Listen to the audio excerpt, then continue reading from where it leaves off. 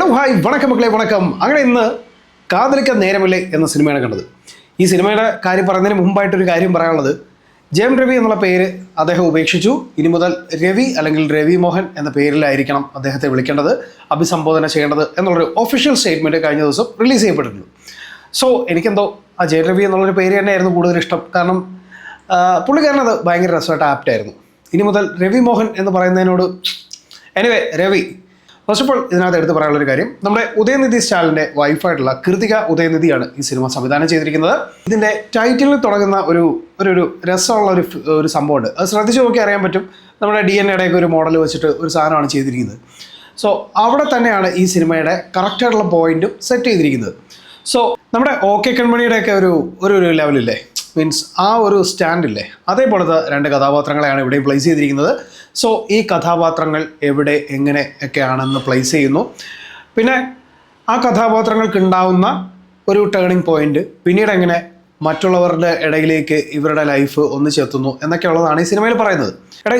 ഇതിനകത്ത് എടുത്തു പറയാനുള്ളൊരു കാര്യം എന്ന് വെച്ച് കഴിഞ്ഞാൽ, ആ ഒരു റൊമാൻസിനെ കറക്റ്റായിട്ട് പ്ലേസ് ചെയ്ത് കൊണ്ടുപോകാൻ പലയിടത്തും നല്ല രീതിയിൽ ശ്രമിച്ചിട്ടുണ്ട്.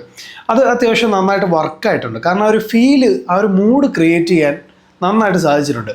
അതിനകത്തുള്ള ഒരു മികപ്പരിയ ഒരു സാധനം എന്ന് പറഞ്ഞു കഴിഞ്ഞാൽ സിനിമാറ്റോഗ്രാഫിയും ബാക്ക്ഗ്രൗണ്ട് മ്യൂസിക്, ഈ രണ്ട് സാധനവും നന്നായിട്ട് വർക്കായിട്ടുണ്ട്.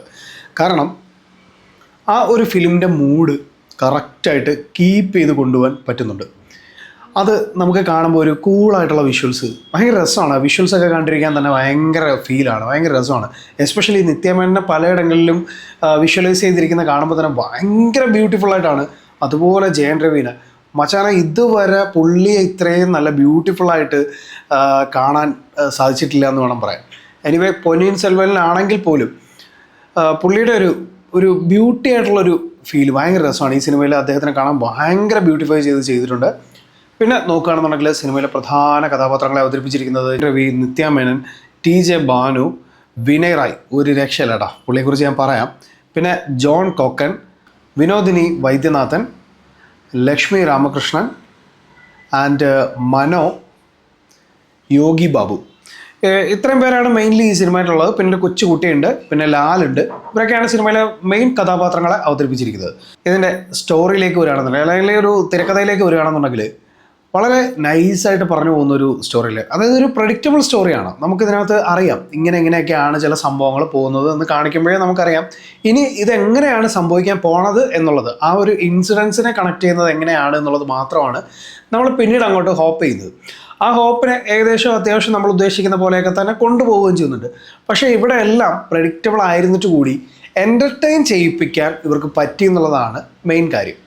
അതിനകത്ത് തന്നെ എടുത്ത് പറയേണ്ട ഒരു കാര്യം എന്ന് വെച്ച് കഴിഞ്ഞാൽ, രവിയുടെ പെർഫോമൻസുകൾക്ക് അപ്പുറത്തേക്ക് നോക്കുകയാണെന്നുണ്ടെങ്കിൽ പുള്ളിയുടെ ക്യാരക്ടറിനെ അടിപൊളിയായിട്ട് ചെയ്തു വെച്ചിട്ടുണ്ട്. ഒപ്പം തന്നെ വിനയ് റായ്, പുള്ളിയുടെ ക്യാരക്ടർ ഭയങ്കര രസമുള്ളൊരു ക്യാരക്ടറാണ്, ഒരു ഗേ ക്യാരക്ടറാണ്. അത് സ്റ്റാർട്ടിങ്ങിൽ തന്നെ ക്യാരക്ടർ റിവീൽ ചെയ്യുന്നുണ്ട്. അയാളിങ്ങനെയാണ്. ആ ഒരു ക്യാരക്ടറിനെ അക്സെപ്റ്റ് ചെയ്യാനുള്ള ഒരു ഫ്രണ്ട്സിൻ്റെ മൈൻഡും, അതുപോലെ തന്നെ അവരുടെ ലൈഫിനെ, ആ ഗേസിനെ കുറിച്ചുള്ള അവരുടെ കാഴ്ചപ്പാടിനെയും അവരുടെ ഒരു ലൈഫിനെയൊക്കെ ആക്സെപ്റ്റ് ചെയ്യുന്ന ഒരു കമ്മ്യൂണിറ്റിയും, അതുപോലെ തന്നെ കൂടെയുള്ള യോഗി ബാബുവിൻ്റെ ലൈഫിനെ ആണെങ്കിലും അയാളുടെ ഒരു ഫാമിലി ലൈഫിനെ കുറിച്ച് സംസാരിക്കുമ്പോഴുള്ള കാര്യങ്ങളാണെങ്കിലും ഒക്കെ വളരെ നൈസായിട്ട് പറഞ്ഞു പോകുന്നുണ്ട്. അതുപോലെ തന്നെ നിത്യമേനൻ്റെ ഏരിയയിലേക്ക് വരികയാണെന്നുണ്ടെങ്കിൽ പുള്ളിക്കാരെ ഭയങ്കര ബ്യൂട്ടിഫൈ ചെയ്തിട്ടുണ്ട്. കുറേ ഏരിയയിൽ ഭയങ്കര രസമാണ് കാണാൻ. അത് ഭയങ്കര രസമായിട്ട് അവർക്ക് കറക്റ്റായിട്ട് അത് വർക്കായിട്ടുണ്ട് കുറേ ഏരിയാസ്. അതുപോലെ തന്നെ പുള്ളിക്കാരുടെ ഒരു ക്യാരക്ടറും അവർക്ക് സംഭവിക്കുന്ന ഇൻസിഡൻസും അതിൻ്റെ റീസൺസും അവരെങ്ങനെയാണ് കറക്റ്റായിട്ട് കൊണ്ടുപോകുന്നത് എന്നുള്ളതൊക്കെ വളരെ നൈസായിട്ട് ഈ സിനിമയിൽ കാണിക്കുന്നുണ്ട്. പിന്നെ ഇതിനകത്ത് നോർമലി സംസാരിക്കുന്ന കുറേ വിഷയങ്ങൾക്ക് അപ്പുറത്തേക്ക് കുറേ കാര്യങ്ങളെ വളരെ സിമ്പിളായിട്ട് എല്ലാവർക്കും മനസ്സിലാവുന്ന രീതിയിൽ തന്നെ കണക്ട് ചെയ്ത് കൊണ്ടുപോയിട്ടുണ്ട്. പിന്നെ ഇതിനകത്തൊരു എലമെൻ്റ് ഉണ്ട്. ആ എലമെൻറ്റ് ഭയങ്കര രസമാണ്. അത് എന്താവും എന്നുള്ളത് കാണാൻ വേണ്ടിയിട്ടുള്ള ഒരു ഓഡിയൻസിൻ്റെ ഒരു ക്യൂരിയോസിറ്റി ഭയങ്കര രസമാണ്. അത് നിങ്ങൾ സിനിമ കണ്ട് മനസ്സിലാക്കുക. പിന്നെ ഇതിനകത്തൊരു കൊച്ചുകുട്ടിയുണ്ട്, അവൻ്റെ പെർഫോമൻസ് അടിപൊളിയാണ്. ലാല് ഭയങ്കര സ്മാർട്ടായിട്ടുള്ള ഒരു അച്ഛൻ്റെ ഒരു ക്യാരക്ടറാണ് ചെയ്യുന്നത്. അത് അടിപൊളിയായിട്ട് പുള്ളിക്കാരൻ കൈകാര്യം ചെയ്തിട്ടുണ്ട്.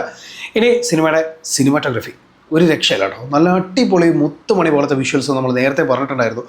വിഷ്വൽസ് ഭയങ്കര ബ്യൂട്ടിഫുള്ളായിട്ടാണ് ചെയ്തിരിക്കുന്നത്. നൈറ്റ് വിഷ്വൽസൊക്കെ ഭയങ്കര രസമാണ്. അത് കാണുമ്പോൾ നമുക്കൊരു മൂഡ് കറക്റ്റായിട്ട് ഫീല് കിട്ടുന്നുണ്ട്. അതിനൊപ്പം തന്നെ ബാക്ക്ഗ്രൗണ്ട് മ്യൂസിക് അടിപൊളി, ഒരു രക്ഷയില്ല. പിന്നെ ഇതിനകത്തൊരു സോങ് ഉണ്ടല്ലോ, അതായിരുന്നല്ലോ ടോപ്പ് ട്രെൻഡിങ് ആയിട്ടുള്ളൊരു സാധനമായിരുന്നു. ഞാൻ ഇന്നും രാവിലെ പോകുമ്പോഴും ആ പാട്ട് കേട്ടിട്ടാണ് പോണത്. അതും ഈ സിനിമയിൽ പ്ലേസ് ചെയ്തിട്ടുണ്ട്. ബട്ട് ടോട്ടൽ ആയിട്ടുള്ള സാധനം സിനിമ തീരുമ്പോഴത്തേക്കാണ് പ്ലേസ് ചെയ്തിരിക്കുന്നത്.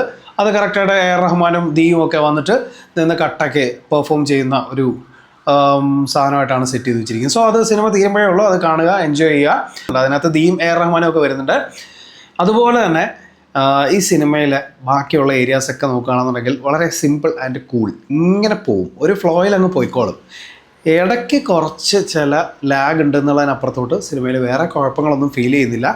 ഒരു റൊമാൻസും അതിനെ ചുറ്റിപ്പറ്റിയുള്ള കുറേ കാര്യങ്ങളും പിന്നെ മനുഷ്യർക്കിടയിലുള്ള ഫീലിങ്സിൻ്റെ ഒരു ഡിഫറൻസും അതിൻ്റെ ഒരു ഡിസ്റ്റൻസും ഒക്കെ എത്രത്തോളം ഉണ്ടെന്നുള്ളത് സിനിമ കറക്റ്റായിട്ട് നമുക്ക് പറഞ്ഞ് മനസ്സിലാക്കി തരുന്നുണ്ട്. സോ ഈ സിനിമയിൽ കുറേ കാര്യങ്ങൾ അവർ നന്നായിട്ട് ചർച്ച ചെയ്തിട്ടുണ്ട്. ആ വിഷയങ്ങളൊക്കെയും ഓഡിയൻസിൻ്റെ മനസ്സിലേക്ക് കറക്റ്റായിട്ട് എത്തിക്കാൻ അവർക്ക് സാധിച്ചിട്ടുണ്ടെന്ന് തന്നെയാണ് ഞാൻ വിശ്വസിക്കുന്നത്. എനിവേ, ഒരു വൺ ടൈം വാച്ചിന് പറ്റിയ ഒരു ചെറിയ ഒരു റൊമാൻറ്റിക് മൂവിയാണ് കാതലിക്ക നേരമില്ലേ എന്ന് പറയുന്നൊരു സിനിമ. അതിനകത്ത് ഞാൻ നേരത്തെ പറഞ്ഞൊരു എലമെൻ്റ് ഉണ്ട്. ആ എലമെൻ്റ് എന്താണെന്നുള്ളത് നിങ്ങൾ സിനിമ കാണുമ്പോൾ എക്സ്പീരിയൻസ് ചെയ്യുക. ബട്ട് അങ്ങനെ ഒരു സാധനം വെച്ചത് വളരെ നന്നായിട്ടുണ്ട് എന്നാണ് എൻ്റെ ഒരു പേഴ്സണൽ ഒപ്പീനിയൻ. ആ ഒരു കാര്യം ഭയങ്കര അടിപൊളിയായിട്ടാണ് അത് ഫീൽ ചെയ്യും. അത് കണ്ടു കഴിയുമ്പോൾ നമുക്ക് കിട്ടുന്നൊരു ഫീൽ ഉണ്ടല്ലോ, അത് ഭയങ്കര രസമായിരുന്നു. എനിവേ, കൂടുതലൊന്നും പറയാനില്ല. പെർഫോമൻസുകൾ കൊണ്ടാണെങ്കിലും background music, cinematography, writing, direction എല്ലാം കൊണ്ടും അത്യാവശ്യം നമുക്ക് കണ്ടിരിക്കാൻ പറ്റുന്ന ഒരു വൺ ടൈം വാച്ചബിൾ റൊമാൻറ്റിക് മൂവിയാണ് കാതലിക്കാൻ നേരമില്ലേ. അപ്പോൾ ഇൻ ഷോർട്ട് മല്ലു ഈ സിനിമയ്ക്ക് കൊടുക്കുന്ന റേറ്റിംഗ് 3 out of 5 ആണ്. അഭിപ്രായങ്ങൾ വ്യക്തിപരം, സിനിമ തിയേറ്ററിൽ തന്നെ കണ്ട് വിലയിരുത്തുക. സിനിമ കണ്ടവരാണെങ്കിൽ നിങ്ങളുടെ അഭിപ്രായങ്ങൾ കമൻറ്റ് ചെയ്യാൻ മറക്കരുത്. അതുപോലെ തന്നെ ഈ വീഡിയോ ഇഷ്ടമായാൽ നിങ്ങൾ മറ്റുള്ളവർക്ക് ഷെയർ ചെയ്ത് കൊടുക്കുക. കൂടെ ഉണ്ടാവുക, കട്ടയ്ക്ക് സപ്പോർട്ട് ചെയ്യുക. പുതിയ റോസ്റ്റിംഗ് വീഡിയോ ആയിട്ട് ഞാൻ വീണ്ടും വരുന്നതായിരിക്കും. നിങ്ങളുടെ കട്ട സപ്പോർട്ട് ഉണ്ടാവണം. അപ്പോൾ വീണ്ടും കാണാം. അതുവരേക്കും